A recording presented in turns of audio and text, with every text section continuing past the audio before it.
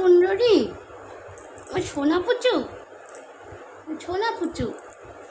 দেখেছ, এরা যতই ঘুমাক আমাদের ঘরে এসে আমাদের সাথে না ঘুমালে হয় না। এখন বৃষ্টি নেমেছে, আর মেয়েকে কী করে আনতে যাব, 11:30 বাজতে যায়।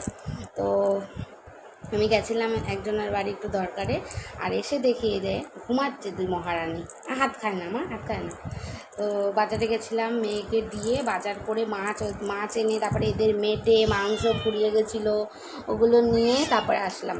এদেরকে সত্যি এত ভালোবাসি না, এদেরকে ভালোবাসলে এরা যে সুন্দর করে ডাকে এটাই অনেক। আর অনেক অনেক মানুষ আছে পশুর মতন, তাদের যতই খাওয়াই পড়াই তারপরেও বলে কিছু খাওয়াই না পড়াই না, বেইমান।